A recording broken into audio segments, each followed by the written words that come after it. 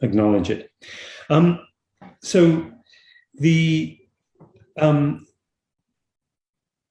destruction of five full divisions of the Ethiopian National Defense Forces, that is a blow from which the National Army cannot recover. It cannot recover. It cannot be on the offensive in Tigray. The only thing left actually for the National Defense Forces is to negotiate its surrender or withdrawal from Tigray. That is the basic fact. It will not come back. There will be in the coming days, there are currently many thousands of prisoners of war. There will probably be several tens of thousands of prisoners of war. The equipment that was captured means that the Tigray Defense Forces is already deploying heavy artillery, anti-aircraft guns. It shot down a transport aircraft, military transport aircraft earlier today. This is a decisive turning point. Now, I'm sure you're all familiar with General Tzadkan. I was fortunate to be able to speak to him earlier today, and let me quote, he said, "I would be lying if I told you that I expected this result, but we worked day and night to achieve it." And what he was saying was that, yes, they applied all the skills that they had in military organization to rebuilding the army from scratch over the last 4 months, building upon the skills and the commitment of the Tigrayan officers and the Tigrayan people. They had many more recruits than they could properly train and handle. They were turning away most of the recruits who came. This, I think, was one of the major miscalculations made by Prime Minister Abiy and President Isaias, which is that if you commit atrocities against people, hoping to humiliate and degrade them, you may actually motivate them to fight. And in this case, this is what happened. And because this generation of leaders who had left politics and left the military some 20 years ago, whom nobody could say were members of the TPLF government over the last 20 years. They were in retirement or in their academic jobs or in business. Or in the case of Tzadkan, who was also trying to mediate to prevent the war from breaking out. They rejoined, they put their skills and experience to work, and we see the fruits of that now. They did not expect the Ethiopian National Defense Force to crumble as quickly as it has done. The question of when they take Mekelle is I don't know, but there is the capital is no longer credibly defensible by the forces that exist there. One reason why they may not want to take it is a fear of aerial bombardment. The government of Ethiopia has, as we know, shown that it is capable of doing what the Derg did some 30 years ago and bombing civilians. This leaves the question of Eritrea. The Eritrean Defense Force is more formidable. It is now matched, possibly outmatched by the Tigray Defense Force, but there is a major question about what the strategy of Isaias will be and the strategy of what Abiy will be. I think the events of the last week have demonstrated something that we all suspected for some time. Number one, that the Tigrayan resistance was undefeated and could not be defeated. And secondly, that the military imperial project that Prime Minister Abiy had embarked upon was doomed to failure. And it is now, that failure is becoming evident. And the question is, now with his electoral success and the fact that the votes that have been counted are votes for the Prosperity Party and for him, he now is in a position where his decisions, whether to continue with his existing project or whether to change tack, the right or wrong decisions are his to take, and he will be tested over the coming weeks. His first crisis, his first challenge as a newly elected prime minister will be to deal with the rout of his forces in Tigray.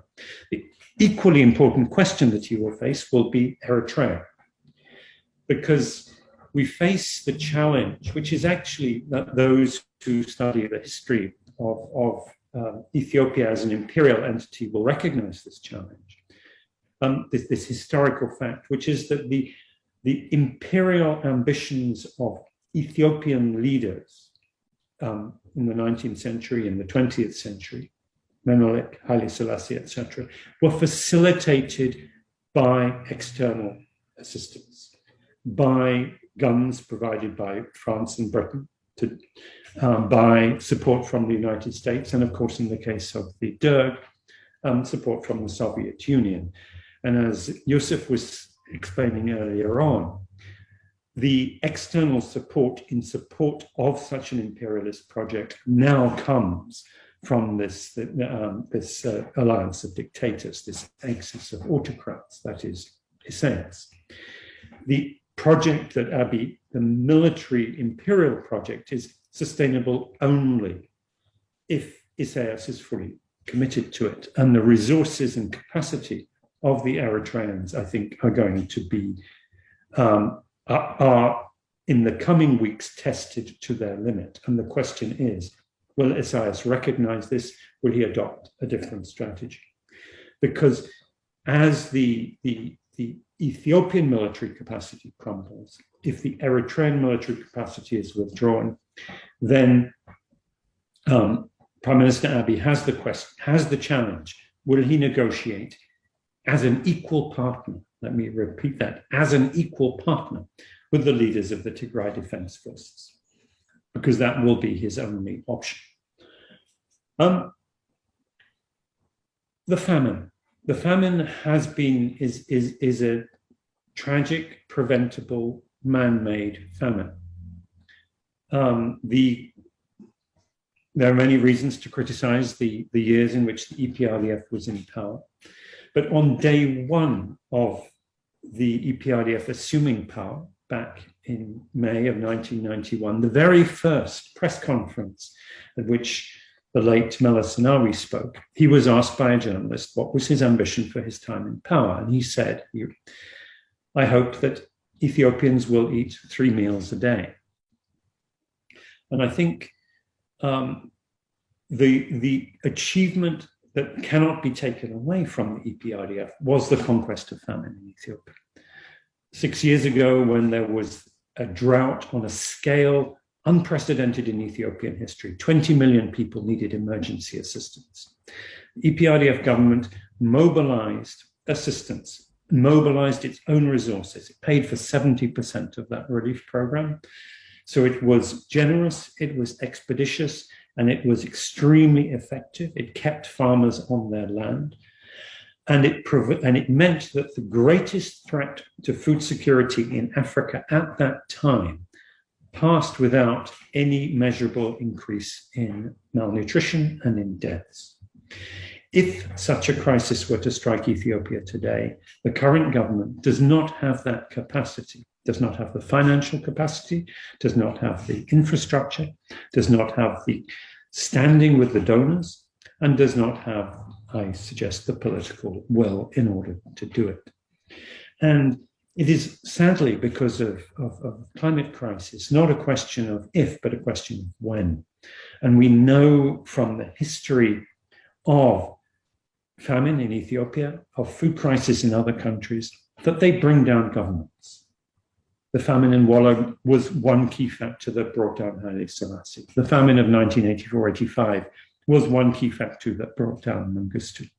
And it was precisely for this reason that if we read the National Security Doctrine white paper of 2002, produced by EPRDF, they identified as the #1 threat for national security, food security and poverty, not external threat.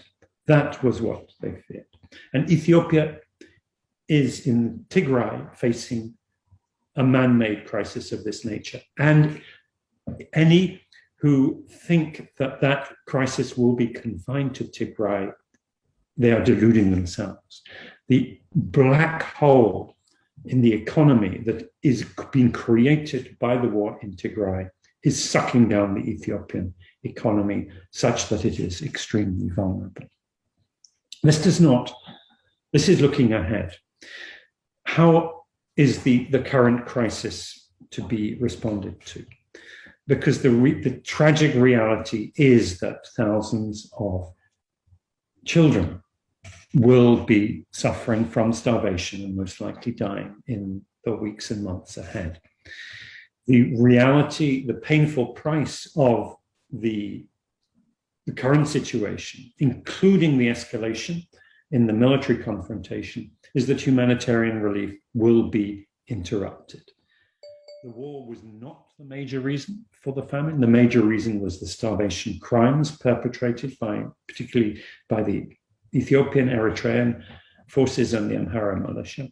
But as of now, with those forces confined to cities and in retreat, the major issue facing those who want to end the crisis of hunger, the major issue is humanitarian access. So what are the immediate options that face the Tigray Defense Forces as they move into a militarily dominant position with a population of between 3 and possibly 5 million people directly under their control in the coming weeks and months? Tigray is, of course, surrounded.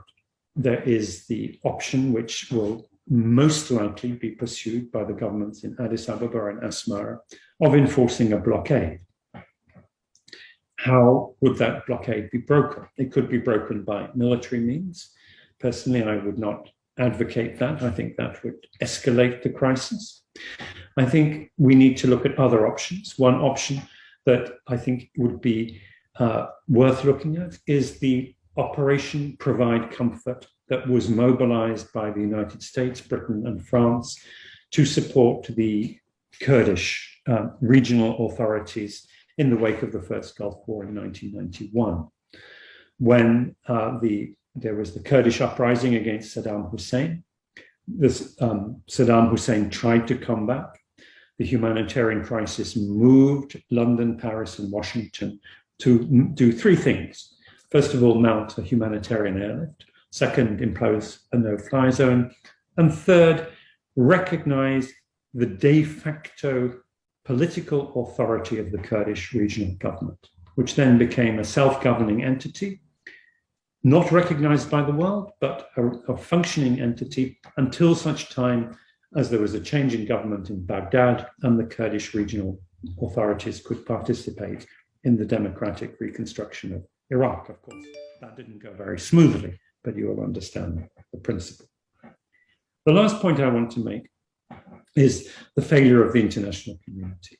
The African Union has failed dismally, and it has failed insofar as it has not only failed to act, it has abrogated its own basic principles, which were adopted in the 1990s and early 2000s in the wake of Rwanda, Congo, Sierra Leone, Sudan, etc.